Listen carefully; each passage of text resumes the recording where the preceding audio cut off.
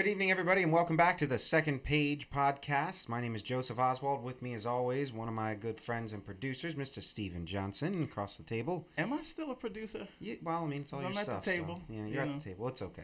Yeah, Oliver Stone would contest that. Okay. We do appreciate your nephew running the producer table for us. Today is episode 40. Nepotism at its finest. Well, you're not paying him, so it's cool.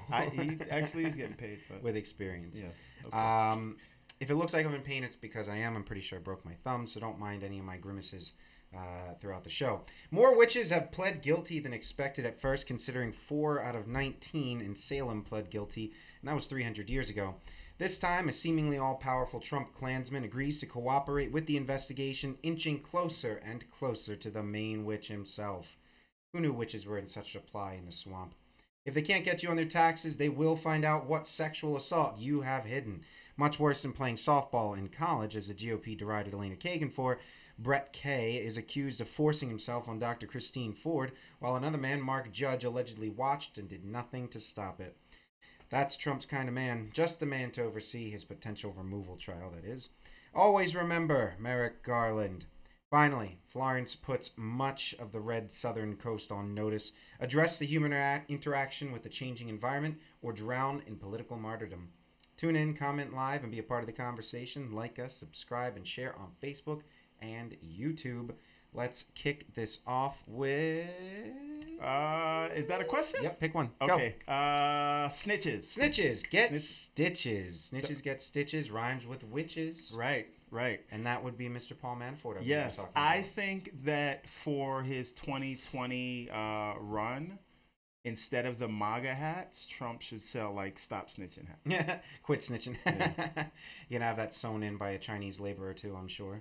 As it actually is proven that none of the products with Trump's branded signature on them are actually made in America. And they all avoided, somehow, the tariffs. I don't know how that happened. Yeah, speaking of that, this is not on our list of things to talk about today, but I think we hit China with another $200 billion in tariffs, and then they're hitting us with, $60 billion? Yeah, they're anything they can tariff us with, they're going to do, and they'll survive for a little bit. I mean, like you always say, they're on the 5-year plan, so they're ready to go. The U.S., we're kind of just weighing things. Well, I say China's on the 100-year plan, but sure. Yeah. They have enough resources around the world now that they can withstand tariffs. They could probably even withstand an embargo from the United States. Whether or not we could, I don't know, because I can't tell you the last time I could not find in my search at any particular store something that said made in America. Very difficult to find. Most of the time it's made in China, made in Mexico, both of whom we are attacking. Is that because you mostly shop at Walmart? I do not shop at Walmart. Okay. I can't remember the last time I was in a Walmart. There's a lot of places you can go for American-made goods. They just happen to be more expensive. Well, you just have to look harder, I suppose. But the most important thing here is that Mr. Manafort has pled guilty. He was not found guilty. He has pled guilty, and this is to avoid a future trial. I believe the jurors were hung on 10 counts, which they're going to throw out. Because they could have reopened the trial. They could have retried him for that. I mean, the man is aging very quickly, and there's no way he'd survive any significant prison term. Right. But on top of that, I don't think they serve ostrich in prison. No, they don't. But he has to, speaking of ostrich, he has to forfeit all of his properties. Yeah, house in the Hamptons, yes. House in D.C., house in Trump Tower. He also has sold the rights to his story. Not sold, but had to give up the rights to his story, so he cannot profit from a tell-all book. That's what they did to OJ. Omarosa and all that. Yeah, that's what they did to OJ. They didn't tell him, though, after he'd written the book. If I had done it, that he would probably have to pay. But Manafort's book would be I Did It. Yeah, I did it. Unfortunately, Mr. Manafort, though, did not get charged with any crimes specifically related to Russia, with the exception that he pled guilty to conspiracy against the United States to defraud almost $22 to $60 million worth of income he made from the Ukrainian government, pushing their far right-wing leader, Yanukovych, the man who fled Ukraine to Russia. And his palatial mansion was discovered with ancient art and zoo animals. I don't know how we're not mentioning the fact that he also got the Republican Party to change their stance on the Republican platform to change their stance on Ukraine and Russia. Well, Like, that that's was a thing that happened. That's what he was hired to do, Right. and it was to promote Ukraine with Western governments and try to increase the reputation abroad. So you're on the take, Mhm. unregistered, Mhm. right, as a foreign agent, Mhm. and you get a major Democratic, not to be confused with Democrats, major Democratic party to change their platform. And would you like to tell our listeners what platform change that was? Because I'm a little bit hazy on which specific platform you're talking about. So, geez, man, I didn't know we were gonna bring homework here. Yeah, well, The point is, I have two pads of paper no, no, and a constitution, a laptop. Yeah, no. The point was, I'll give you the gist of it, which is essentially sort of what you said, which is how Jesus, man. Yeah. God I'm sorry. damn it. I didn't know that this was an episode of Put Me on the Spot. Yeah. Well, I But think the point is, it was about something to do with Ukraine and Russia and recognizing. I imagine it had to do with the sanctions because of the Crimea, which is something that it's very possible to think that Paul Manafort really was working hard to promote, not just the Ukrainian nationalist idea, but Vladimir Putin's claims to the Crimea, which would change the Republican platform, namely working with Donald Trump. And that's exactly how he planned on doing it. And that's how, Ukrainian, I guess, vassal state for Vladimir Putin was able to get so close to Donald Trump. We do know that Paul Manafort is very much involved with the meeting in the Trump Tower. So anything he decides to turn over to Mueller would probably be most valuable in that realm. This does not mean that Donald Trump is going to be charged with anything. If he gets Brett Kavanaugh's confirmation through, it's very unlikely that the courts will even rule that the president can be held accountable for these things. So we're in quite a tumultuous time that I never thought really would be possible. What it is. So since you put me on the spot, you looked it up. Yes, this is from the Washington Post, so you can trust it unless you believe they're fake news. But in 2016, the Trump campaign was instrumental in changing the Republican Party's platform as it relates to their stance on anti-Russia and Ukraine. So before this change, the Republican Party wanted to supply weapons to Ukraine so that they could fight off effectively the Russian invaders. Mm-hmm. And that they no longer basically supported Ukraine in its fight against Russia. And the Republicans were traditionally very anti-Russia. Well, I'm wondering if it goes too far to say that they changed the Republican platform, because there are a number of Republicans who, you got to remember that the sanctions on Russia were passed almost unanimously, or if not unanimously, and that includes a majority in the Senate with Republicans in control. So I do believe that there's still a strong contingent of conservatives or Republicans, whatever you want to call them, that did believe in a hard line against Russia, that did believe in a hard line on Ukraine. But the main talkers, the people at the top, the executives, they're the ones that were convinced otherwise. So Manafort's extent didn't go far enough, in so much that he still got caught for a lot of the stuff that he was doing. Whether or not he's going to turn over much more valuable evidence, we won't know. If he doesn't, it's possible that they're going to pursue a very long term in jail for him, which is effectively a life sentence. And even if Donald Trump pardons him, a lot of these charges could be reopened in state court, which is pardon proof, as most of us have learned recently. So I think it's very important to think about the ramifications for this kind of a spectacle, especially because at the same time, the Congress is passing all kinds of bills that restrict personal freedoms, that support voter suppression, that are basically stealing money from the middle and lower classes to give even more tax breaks to the 1%, to the top earners, to the people who, while they do pay a strong portion of the total tax bill, still make up an even larger portion of the income and the wealth and the accumulated property of this country, which is supposed to be a republic, which is supposed to be a government that is as fair as possible, if only in so much that we are so rich and powerful that we do not need to continue these kinds of welfare handouts to the wealthy and to people who just want to put, pollution in rivers and in the air, and end up with situations like a Florence hurricane or flooding that's supposed to happen once every 500 years in North Carolina happening twice in the past 2 years or 3 years. So there's a lot to unpack with between Manafort, Brett Kavanaugh, and Donald Trump. Right. But we're talking about snitch first. Yeah, snitch first. And to be clear, more specifically, that platform was to provide lethal weapons to the Ukraine people in their fight against Russia, and the Trump campaign had the provide lethal weapons part of it removed. Which makes sense because, he works for Vladimir Putin, so why would... Yeah, I'm just saying, you can do that. You can do it. That happened. But so here's the question: what do you think he is going to provide Mueller? Because I've heard them say, I think Manafort's lawyer says that this is not related to Trump. They're always going to say that, and it's always going to be what is put out there in the zeitgeist, if you will. They're never going to say, we've got something directly on Trump, because that would spoil everything, and it would put Trump into complete defense mode.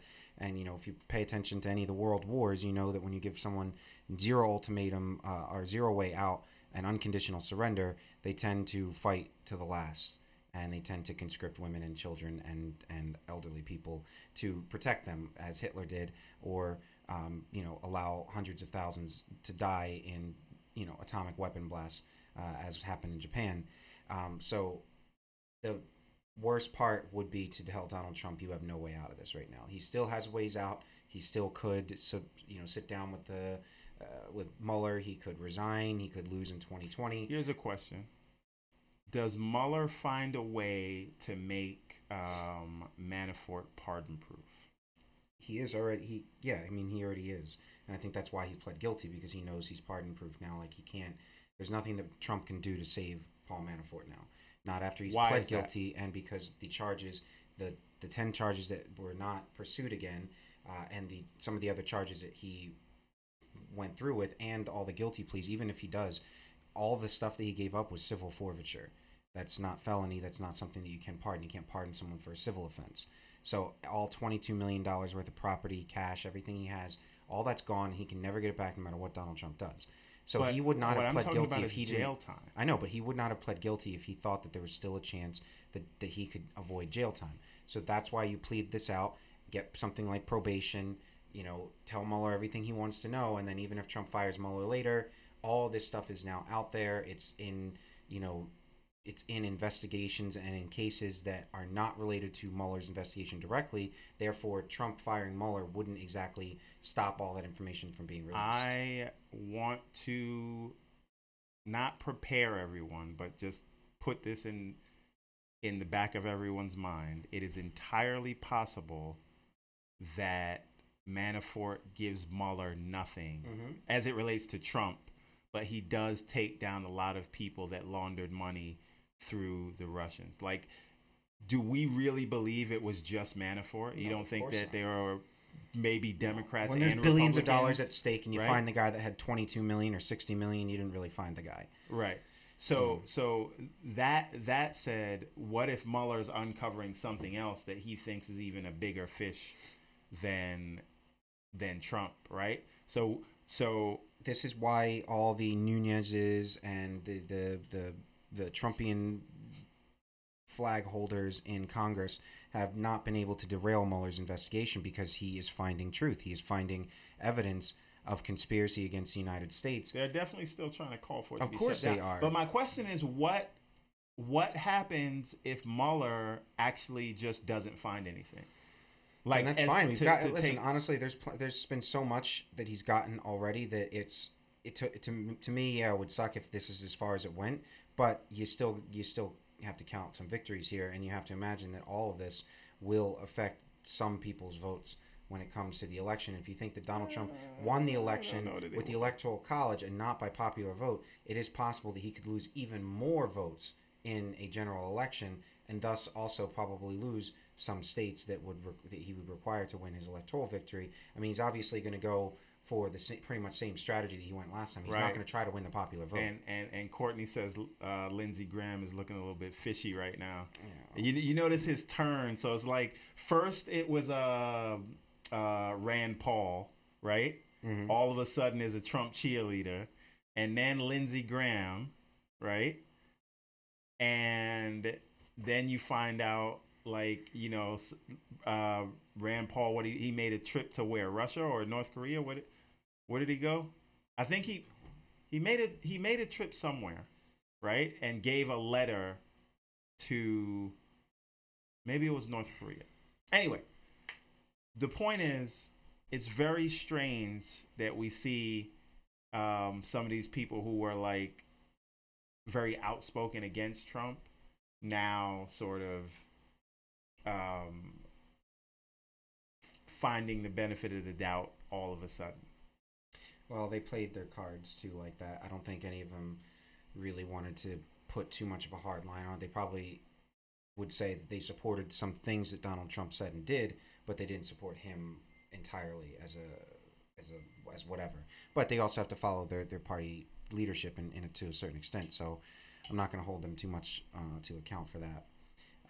But you know, the other people that you do have to hold account, especially, are the ones that Donald Trump is picking himself to put in places, and not just with Brett Kavanaugh, but with all the federal judgeships that the Senate is pushing through. Rand Paul went to Russia and gave Putin a note from Trump.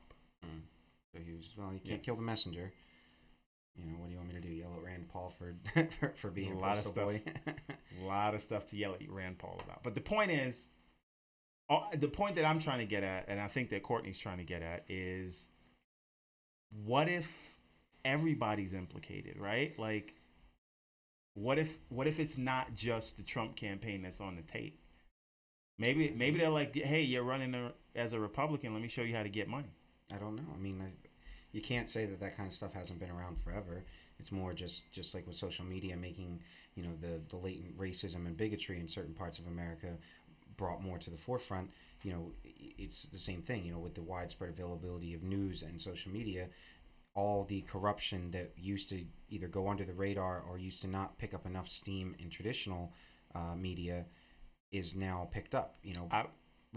I'm glad you said that, but I want us to move on. But remind me about social media. I have some closing comments about it. All right. Next. Mr. Kavanaugh. Okay. Mr. Brett Kavanaugh was scheduled to have a hearing. The Judiciary Committee was scheduled to have a hearing on Thursday at 9:30 in the morning to confirm him in Judiciary Committee to move on to a full Senate vote to be confirmed as Supreme Court Justice.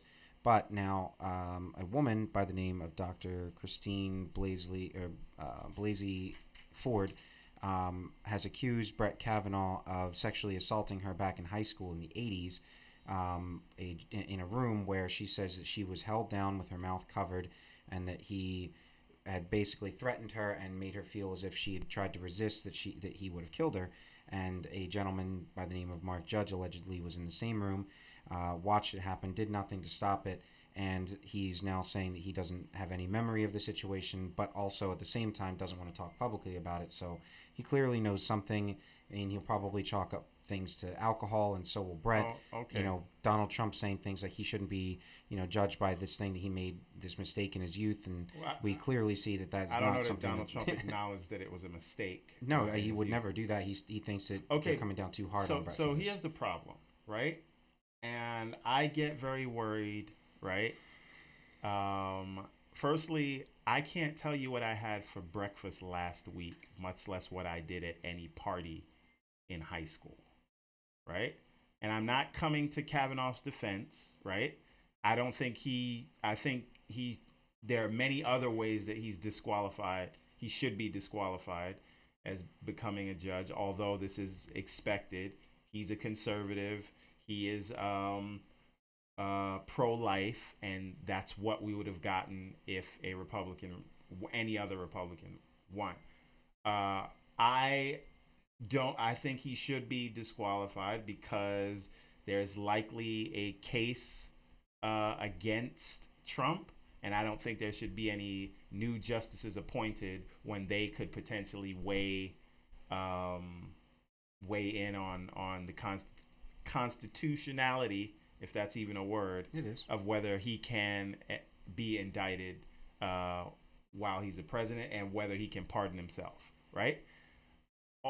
Especially with his views on those subjects. So I do think those are valid reasons for him not to be there. But again, he is a conservative who's pro-life, and the Republicans won, so they get to choose. That's that.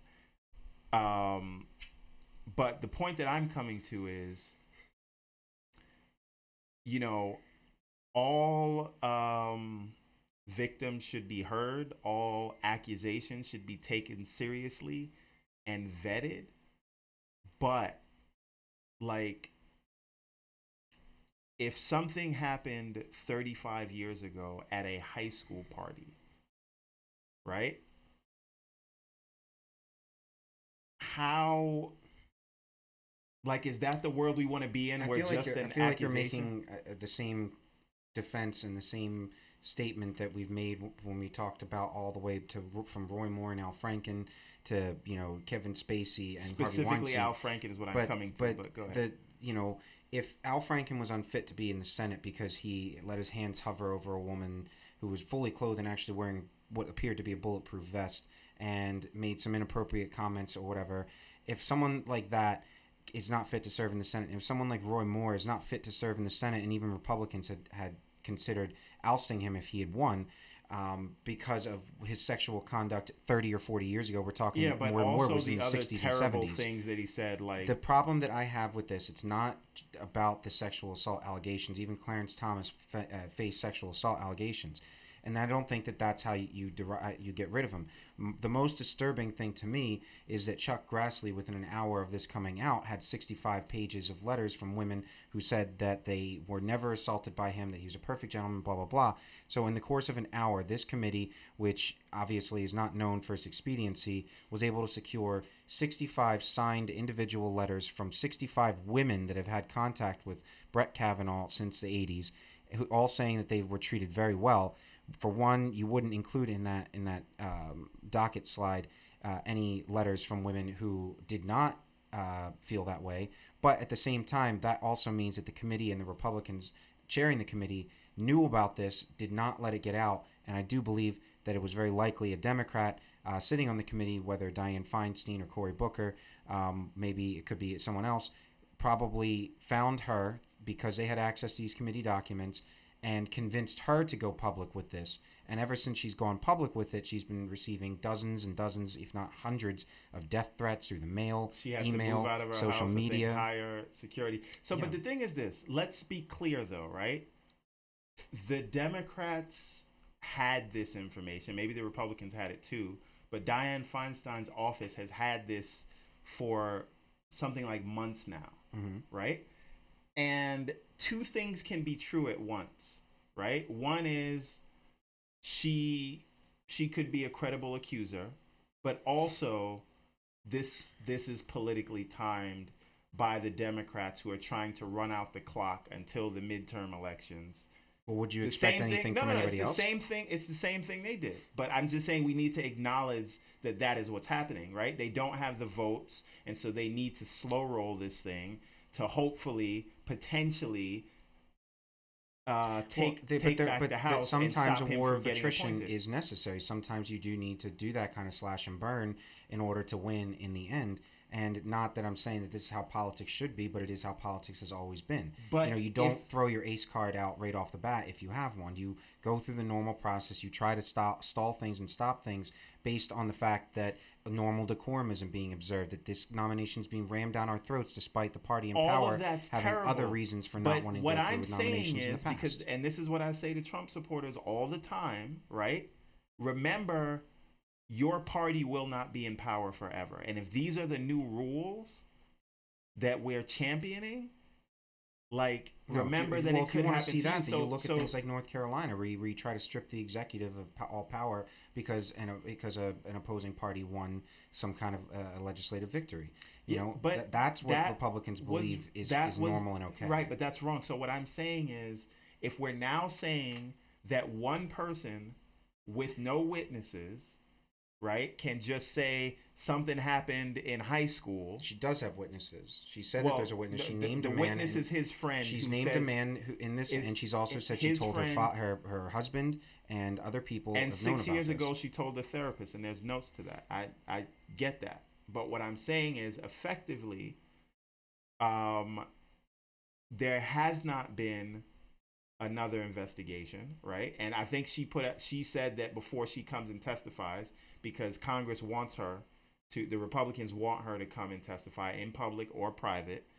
But she says no, she's not coming in until the FBI vets this again, right? But my point is, what's to say that, let's say somewhere in the future, a Beto O'Rourke is running and is scaring, or let's say Ted Cruz right now is scared he may lose his seat in Texas. What if the Republicans just cart someone off that went to school with Beto O'Rourke and is like, you did something to me at a party one time? Okay, Monica Lewinsky. I mean, it's not. I don't understand the line of thought here, because it's not something new. This is something that has been used to take down politicians for hundreds of years. But are we saying that that's okay? It doesn't matter if it's okay, because it's traditional at this point. I don't know that this is a sustainable model, right? Well, nobody had a problem with it when people accused Roy Moore of it. Not a single Democrat said, you can't bring that up. It was 30 or 40 years ago. What are we supposed to do? Just, okay, but be clear. Roy Moore also said America was a better place when we had slavery. There was more than enough reason for people to not vote for him. But nothing was sticking until that. Is insane to me. But we didn't deride that as something that shouldn't have been brought up. I think it's very valid. It doesn't matter if you're 14 years old. If you tried to rape someone, people should know about that. There's multiple victims of Roy Moore, multiple accounts, and multiple witnesses and people that watched this, right? That's very different than one person saying one thing and then that's it. Well, and I'm just saying it's a dangerous precedent. That's all I'm saying. I don't think that's in a way it is a dangerous precedent. I totally understand. If it helps us, then we're going to accept it. No, I disagree with you. I disagree because, I mean, this is a high profile issue. And if you can think that, then you have to have the same opinion about, Susie down the street who says that Johnny next door, both of whom are not on the radar for anybody, sexually assaulted her, and she went 20 years without saying anything, and finally it broke her and she says something. I mean, that guy gets arrested, that guy gets interviewed, all the steps are followed. But because he is who he is, they're going to stonewall it, she's going to get the death threats. Susie down the street wasn't going to get death threats for accusing Johnny next door, but it only happened one time. So should we just ignore it? It was 30 years ago. Should we just ignore it just because it happens every day, and just because it is a tool that has been used to get rid of politicians or people in charge in the past, doesn't mean that all of a sudden it's somehow untouchworthy. It's somehow beyond our morality as either a Democrat or Republican, as a progressive or a conservative.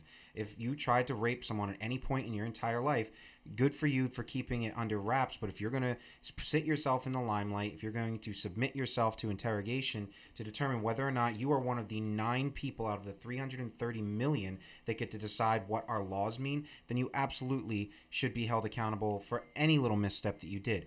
Now, I am not as fully versed on the confirmation hearings of people like Sonia Sotomayor, Elena Kagan, or any of the more progressive, judges on the bench, or the Ruth Bader Ginsburgs. I don't know off the top of my head if any of them were ever accused of anything like this. It's unlikely, considering the 3 that I just named are women.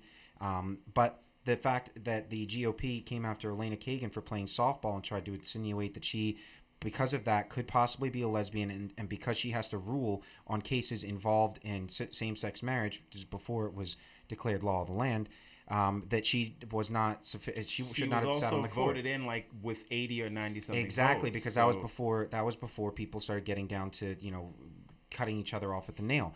But This is not softball. This is a woman who accuses him of a sexual assault, and until it is, until the FBI fully completes any kind of investigation, it's completely valid and reasonable that even something like this, even something 30 or 40 years ago, is reasonable to stop this man from sitting on the bench, just like it was reasonable to go after Paul Manafort for tax crimes from 15 or 20 years ago. I don't think those two things are comparable, and my entire point was what the Democrats are doing, right? They are Al Franken was the sacrificial lamb, right? They're now getting their dues on that. Exactly, right? So if we get rid of Al Franken, we sacrifice one of our own so that we have a leg to stand on when we do this, and then we use this if this is a victory to go and try to take down the president, right? Because it worked with Roy Moore. Right, it worked with Roy Moore, and now they use this. So my point is, if that's the thing now, if that's what we're doing as Democrats, that just say, listen, we'll get you. You know what I mean? Like, it hasn't been like 20 or 30, maybe even 40. Before we go on, Gina says she wasn't aware that there were past documents about her with the therapist. That changes her views a bit more. Right? I'm not saying that this is not a credible accusation. I'm not saying that. I'm saying it is clearly before being Brett used Kavanaugh, as a tool. there were 30 or 40 Republicans and some Democrats that had been taken down for sexual assault scandals. The Me Too movement claimed a lot of these once powerful men. This is just a continuation of that story. That Brett Kavanaugh is accused of anything, including the fact that he's accused of perjuring himself under oath. That's a problem. Yes. The fact that he won't answer certain questions is a problem. If we are dealing, that they will not give all the papers if necessary, we are dealing with a majority power, disqualify. We're dealing with a majority power who will not allow things like this to stop them. But when faced with something like this, when they're faced with moral ambiguity, it is much harder for them to defend someone like Brett Kavanaugh on a moral basis than it is for him to defend him on whether or not he perjured himself, or whether or not he paid his taxes, or whether or not he bought this or that, or owned this stock or that stock, or said this 20 years ago on a piece of paper, or in a ruling that he issued. This, when it comes to the ambiguity, if you're coming up against the GOP at the moment in charge, who is just steamrolling decorum and regular rules of order and shoving things down our throats, then you absolutely have to do things like this. And to suggest that we shouldn't would suggest that we live in a time 10 years ago when these kinds of things absolutely would have been out of context and out of the realm of reason. That just puts us back on the pendulum, right? Because we say why not? We got to swing backs eventually. Okay, but we can't stay here. I'll tell you that much. Again, if you think they're not going to do worse, right? Like, you think that they won't just have anybody come up?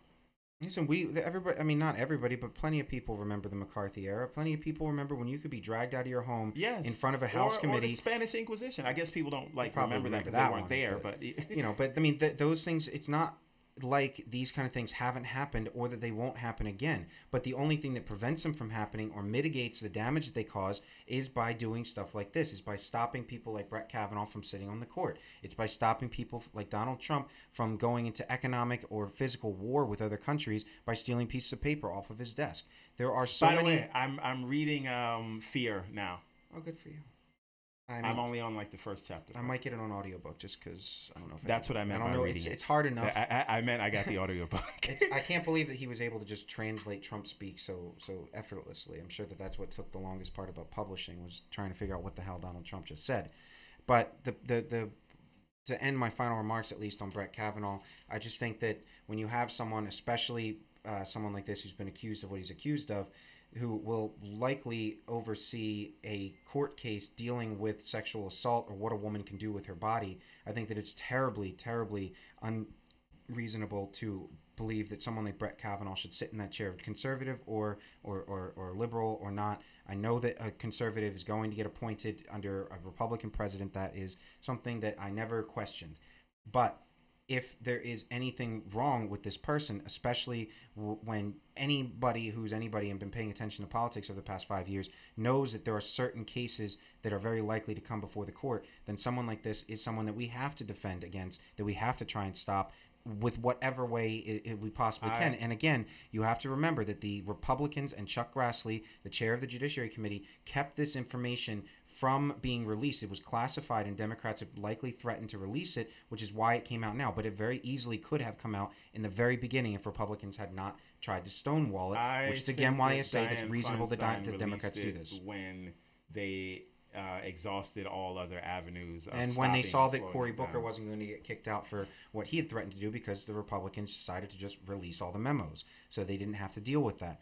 They are starting to realize that they're not on the offensive anymore like they were when Obama was president, that they have to now maintain a defensive posture in order to maintain the goals and the positions that they have already. So I'm not at all convinced that there's any reason to push Brett Kavanaugh forward until finishing up with this investigation as to whether or not if this assault claim is credible. Right, but I'm not making a statement as to whether the assault claim is credible or not. I'm saying that if these are the tools, because they are clearly being used as tools, those are dangerous tools. Plenty more dangerous weapons have been used this year. You cannot unring. By the way, Courtney says he thought Booker released some stuff as well. Booker thought he was releasing documents and emails, but actually that morning, like a few minutes before they went into the hearing, the Republicans strategically released all those documents with effectively giving them no time to read it. So they actually were not classified. And it kind of made his Spartacus moment like a dud. Yeah, but he tried. He tried. Also, I don't think Cory Booker is. he was a great mayor of Newark, but I don't know if he's charismatic enough. He might. Run for office. He's very into the social media thing, and he's very effervescent. I don't know. I don't know. I don't think he should be president just yet. I mean, I do think that he likely could have the qualifications to be president one day, but at the moment, I still see that the only hope we have against someone like Donald Trump is someone just as experienced and just as willing to go toe-to-toe, and that would be Joe Biden. So, I thought you were going to say Michael Avenatti. No, maybe Avenatti for vice president, but I think if you have Joe Biden at the helm, then whether it's Booker or Harris or any of those as vice president, I think that what you're going to see is the Democratic Party is going to put up Joe Biden and a female vice presidential candidate so they can do what they looked like they were always setting out to do, and just get a woman in there. Let me tell you right now. We're going to put this on air right now. LeVar making a little bet with you. $1. Okay, Joe Biden and a female vice presidential candidate. You were wrong about the Manafort case. I was not necessarily wrong. You will get your dollar, but I was not necessarily wrong. It did take quite a long time. He just pled guilty. No. He already lost one case. This is a whole new court case, which we weren't discussing. They're all wrapped together. All right. Gina says she agrees. She really likes Booker, but was thinking just today that she doesn't see him as president. Yeah. At least not yet. And I also think he's as of late become very calculated with his words, and now sort of sounds bland and dispassionate. Well, I mean, anybody that is considering a run in 2020 would start that around now. Start getting calculated with what they do, with what states they visit. Yeah, but I kind of feel like that's sort of why people couldn't connect with Hillary. Like, everything was... Maybe if she had gone to Wisconsin. You never know. You never know. Okay, what do we got? Florence, the hurricane that CNN described as a torrential tumult. I believe there were pictures going around that showed Anderson Cooper standing in a ditch that was flooded to make it look like the floodwaters were actually higher than they were. A picture of a weatherman. Okay, hang on. Before I have to address that. That actually was a picture from 10 years ago, and Anderson Cooper did an entire segment because Donald Trump commented on it. He tried to explain that if you actually watch the video of that clip, he was saying how the water's going down and pointed at himself standing in the water like an idiot, but he was standing in the water to show people how deep it was, and also pointed out that there's a clear road right to the left that they didn't want to block so cars could get through. That said, right? I just wanted to be full disclosure for that incident. That said, I do not understand the point of, in the middle of a storm, why there's a need for anchors to stand outside getting hit with rain. Because it's it's all the reality TV kind of aspect. Everybody wants to see everything happening. Like, oh my That's God, it's so fine. You dangerous. could put a camera out the window and watch it. You know what I saw amazing footage of? The I don't know if it's National Guard or whoever it is, but they fly planes into the eye of these things, Yeah, of these hurricanes, and that was beautiful. That's amazing. Mm-hmm. Show me that all day. I don't need to see a dude getting rained on for no reason, right? Well, and what I was trying to get at. Last thing. The problem is it got downgraded. It was a category 5. It got downgraded to a category 1, but they had already committed. So they're like, we have to send all our anchors out here to stand out here and get wet, and it's ridiculous. But please continue. Yes. So the video of Anderson Cooper, the picture that they sent around, media obviously is lying about Florence and blah, blah, blah, blah, blah. Look at Anderson Cooper here. Many people, and you didn't let me finish, so many people did not want to go about confirming whether or not these things were true, because just right before that, many people, the video, Trump Jr., right? Yeah, many of the people saw the video of the weatherman pretending to fight against this wind while people were walking casually. That was behind him. hilarious. Oh, That's my hilarious, God. and they used those instances to pass around things like the Anderson Cooper picture and pretend like no matter what you hear, it's always going to be fake and blah, blah, blah. And of course, because of all the news between Donald Trump and Hurricane Maria in Puerto Rico, they, there are a lot of people who don't want anybody to believe that things were as bad in North Carolina, so that it's easy to believe that things were not as bad in Puerto Rico. But at the same time, nobody in mainstream news covered pretty much anything besides the hurricane during the time, despite the fact that one of the most powerful storms in the entire planet took place in the Philippines, a typhoon that just leveled most of northern Philippines, that killed thousands of people, and we didn't say anything about it because obviously it wasn't Americans that it was happening to. But these same reporters anything about that were over there, they didn't have to put any reporters on the rivers of the hundreds of towns in North Carolina and South Carolina that were flooding out because the state refused to use climate science when they were planning their towns and their cities. These are places that refused to listen to people when they said that the structural things like dams and levees needed to be addressed. So now you've got hundreds and hundreds of people without homes, thousands of people that did not have flood insurance because they were told they didn't need it, and now all of them are living in this disaster zone. You always get flood insurance. Always, no matter what. Anything could happen. Anything could happen. And by the way, if it's less likely to happen, it's much cheaper. Yeah, most people pay an average of $700 a year for federal flood insurance. It covers you up to $250,000, and then you can get supplemental for everything else. Why wouldn't you put yourself in that situation unless you live in a state that it actively tries to suppress these kind of things, that supports development interests over the safety and security of the people who are actually going to end up living in these places? Okay. Think of all the farms, 1.6 million chickens dead, thousands of hogs dead, all of their cesspools with their waste and the nastiness that is usually kept away from irrigated water is now flooding in rivers, flooding downstream, flooding into the ocean. We're talking about a level of toxicity. I'm gonna skip dinner now. Yeah, a level of toxicity that it makes Flint, Michigan look like somebody poured salt in your water and that's it. It's horrible what all the failure to plan, what FEMA's failure to respond effectively, and what the state of North and South Carolina's governments have done to prevent the possibility of these things affecting more people. Okay, so speaking of things we ignored that are storm related, let us highlight the fact that due to the either neglect, ineptitude, or willful neglect, you should mention, failing infrastructure and incompetent politicians in Washington as well as some in Puerto Rico, there are nearly 3,000 people dead, right? This is more people than died in 9/11, also more people than died in Katrina. It is the worst sort of storm-related disaster maybe in America's recorded history, or at least in the last 50 years. Yeah, right? I mean, even in Houston, when Harvey hit, all the failure to plan did flood a lot of places in there, but that many people didn't die, and the emergency response team by the federal government was immense. It was quick. It was very well funded. It was not the case for Puerto Rico. Those were also Trump voters. So my point is this: those people are dead, and the president.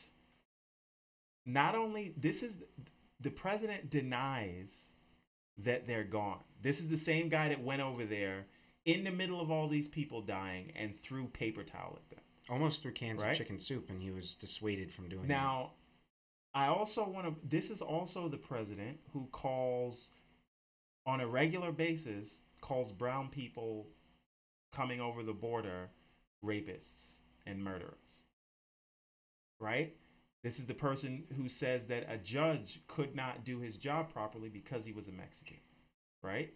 This is the person who's constantly talking about build a wall. And then when FEMA is and your administration is charged with assisting, right, or managing the damage of a territory of the United States. These are people who are citizens.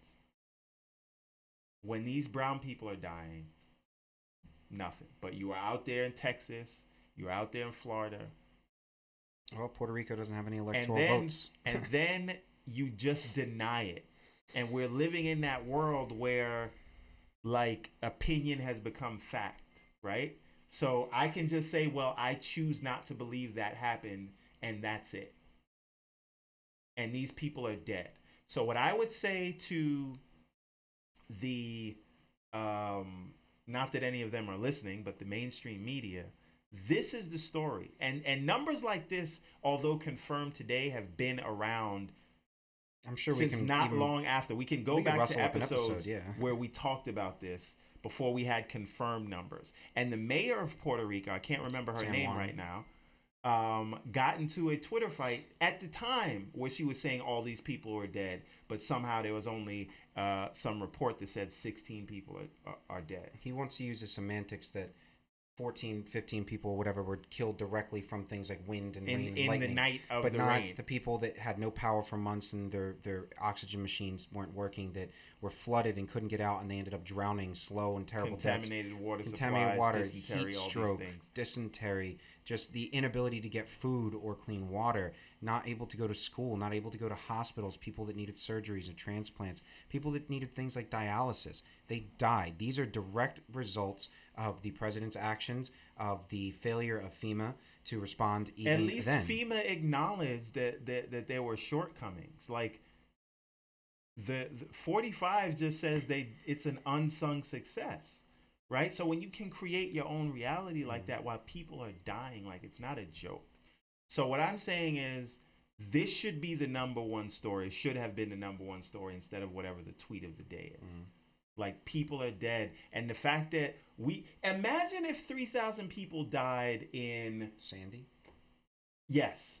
If that happened, like right now, if 3,000 people died because of Florence, what would the coverage be? I mean, the news were like, they were jumping all over themselves to report the first 2 deaths in North Carolina from a tree collapsing on a family, killed a mother and baby, and they couldn't stop repeating it because they were just so hungry. They were chomping at the bit to be the first ones to report a death, that the hurricane was so bad. Look at all this damage. Look, these people are dead.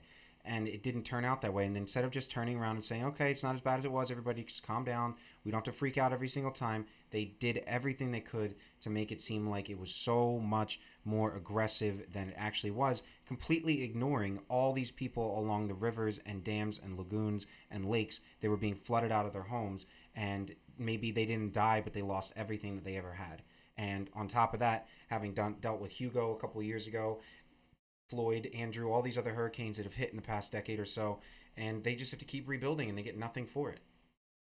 Maybe they don't live in a state with high taxes, and but now, and because people in Puerto Rico are U.S. citizens, a lot of them, as a result of that storm, have moved to Florida where they can vote. And now you have Governor Rick Scott trying to distance himself from Trump. Rick Scott is running for Senate now. That's right, but they still can vote. He wants to hold the Republican seat in the Senate, so he didn't mind giving up the governorship because I think he's assuring himself that DeSantis is going to win. Even though Andrew Gillum, I mean, I gave him $5. I think that he could do it, and I think he has a good platform. It'd be great to see someone like that in charge of a state like Florida. But I mean, Miami's a big place. He could probably get it. I really hope he does. I'd like to see some change in Texas. I'd like to see Beto O'Rourke beat Ted Cruz, who never deserved to sit in the Senate in the first place. And I would love to see Andrew Gillum win in Florida. Cynthia Nixon already lost her bid against Andrew By Cuomo. 30 points. Yeah, but that is far more than she should have gotten, according to a lot of people. I'm not saying that I necessarily 100% supported her, but it was nice seeing a legitimate primary challenge on a powerhouse like Cuomo. Speaking of Cynthia Nixon, I want to get your take on this because we can think I guess we could do this as the end. So yeah, why not? I mean, all right. So, this is an unpopular opinion, right? So, she rightly claimed that marijuana should be legalized because inherently the way the law is treated is it's sort of a racist law in that black and brown people are, smoke marijuana or use marijuana at the same rate as white people, but 80% of the convictions are black and brown people, right? And so that is her argument for legalizing it, which, okay, I'm all for that. Now, she says we shouldn't stop there. We should prioritize licensing in black and brown communities so they can get the benefit of the financial benefits of legalizing recreational marijuana because it has adversely affected their communities. So I have thoughts about that. And here's the problem. It sort of strikes me as a way, in the same way you see like a liquor store on every corner. And I'm not saying that marijuana and alcohol, right? So it's sort of a way to say, okay, you guys can sort of you guys are good at like selling weed, so let's give you guys the licenses first, and then you guys can make money off of dispensaries and movements, of the religious right, that banned marijuana because they were worried about the influence of Mexicans coming across the border, and they wanted to associate it with them. That's why it's called marijuana. It's given a Spanish-sounding last name rather than cannabis, which hemp is completely illegal in places like Kentucky, where Mitch McConnell's from. It's a huge industry. Hemp is amazing. And but the only reason the marijuana is still illegal is because it generates money for prisons. It generates a way to disenfranchise black and brown voters, and it generates a way to keep some of them out of the community. Also, if you want to prioritize the licensing, I don't think it's reasonable to compare it to liquor stores. I think it's reasonable to compare how you sell alcohol. I mean, how you sell marijuana as alcohol is, with an age limit, you need an ID, certain limits, you can be cut off, blah, blah, blah. But alcohol affects people in such a different way that having liquor stores on every corner could depress a community. But having, dispensaries on every corner, it wouldn't really have that much of an effect just because of the type of person. I'm just saying, I don't think a dispensary would be allowed on every corner in certain communities. Of course not. I'm afraid just because of history that you'd see them primarily. You might, but the laws of the laws of the free market would eventually.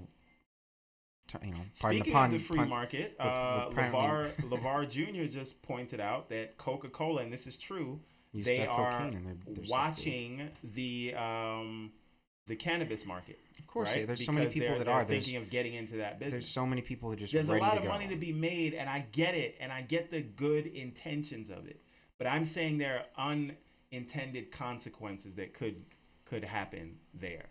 You know what I'm saying? Look at the FDA with the approval of things like OxyContin, and then OxyContin getting the patent for the drug that combats addiction to OxyContin. Or how about if you look at packaging on food, right?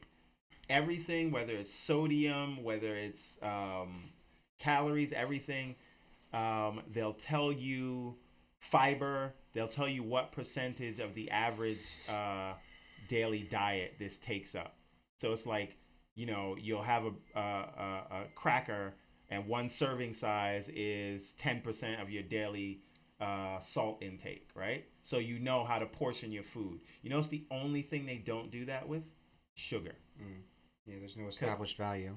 Right. I mean, there is, but they don't want to tell you because sugar is killing you. So my point is, I do 1000% believe that marijuana should be legalized, not just for medicinal use, but also recreational use.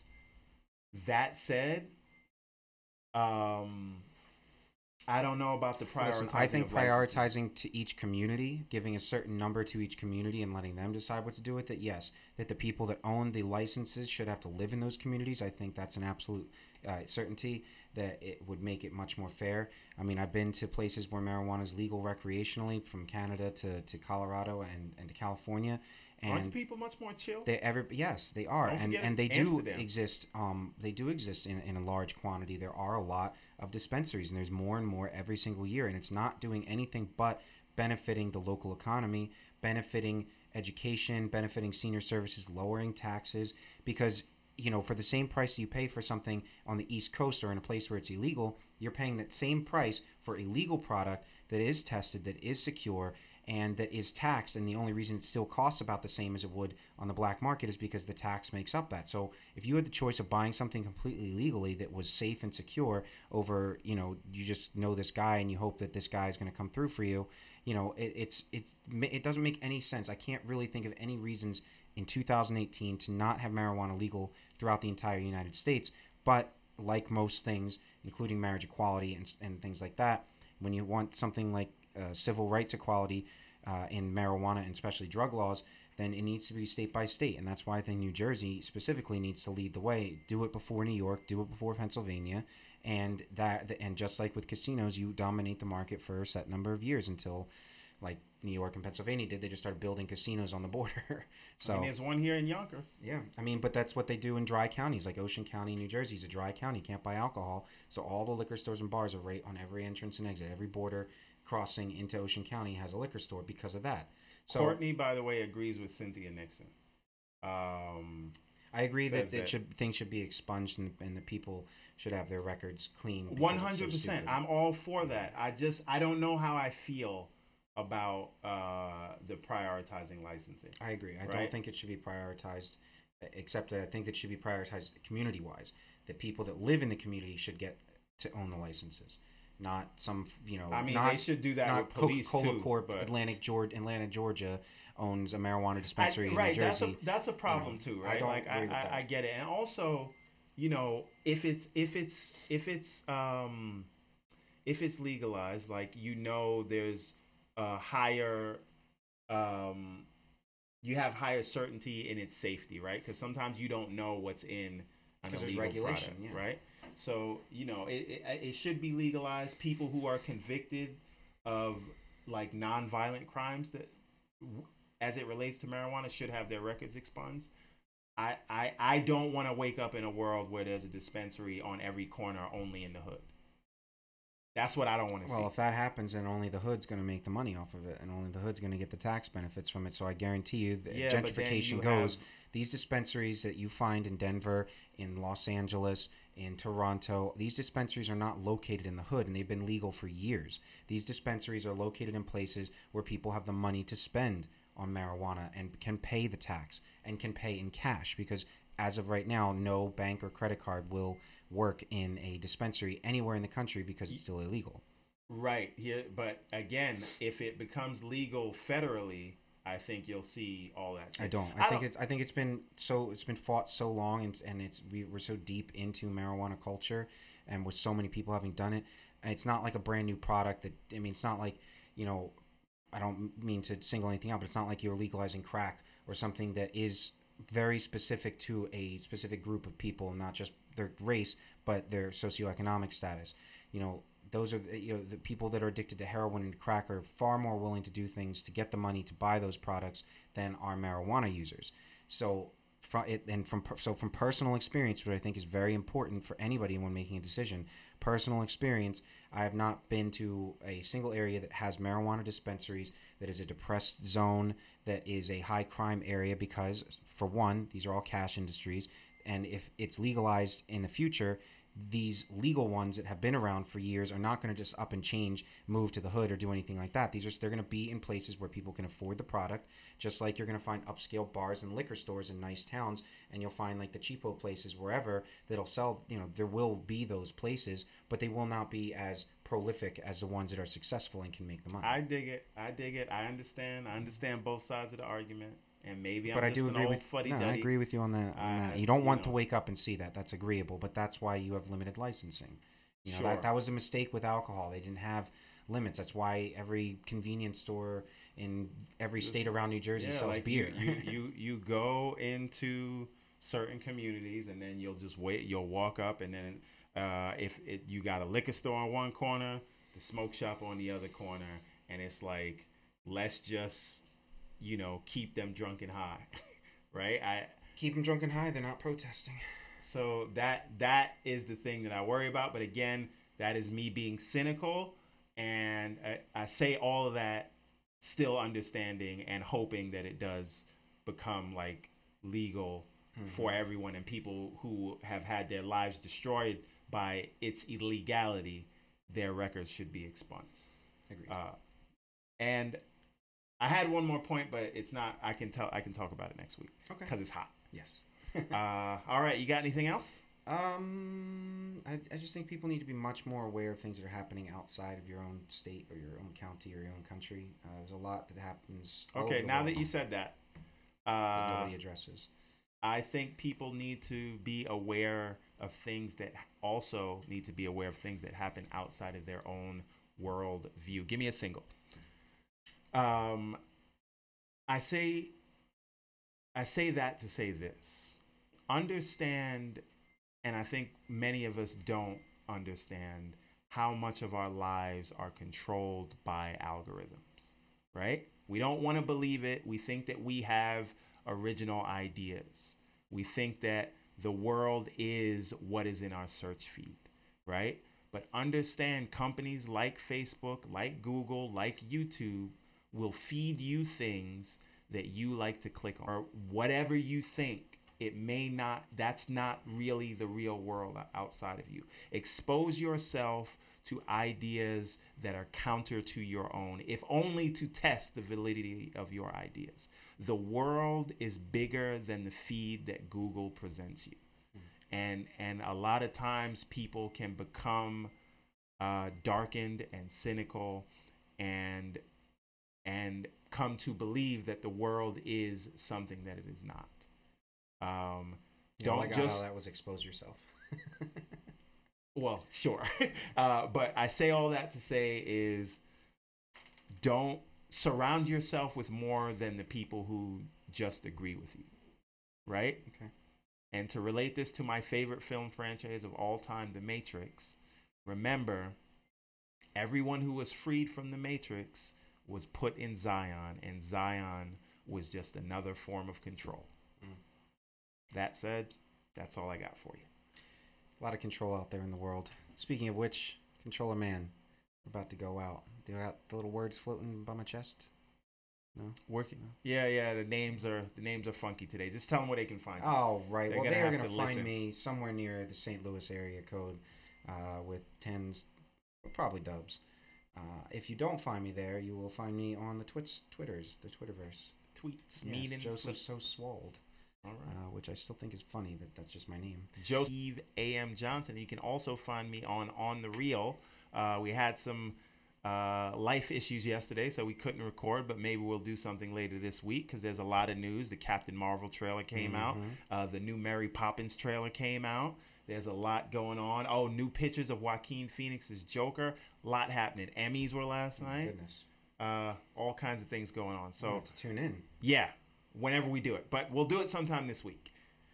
And that's it, man. All righty. Well, thank you everybody for tuning into our primetime. Thank you, Courtney. Page. Thank you, Gina. Indeed. LeVar's watching us. Thank you. I think actually I forgot to even send out invites for this episode. So smooth move. Indeed. That means you're going to have to help us out by sharing and hitting like and subscribing share this on your social media. Go on to YouTube and subscribe to us, and we will be forever grateful, and we will always keep in touch with you and listen to you. And if you have anything you want to say, message us or comment. Neighborhoods, but not others. but sometimes drugs are the best. Right? Okay.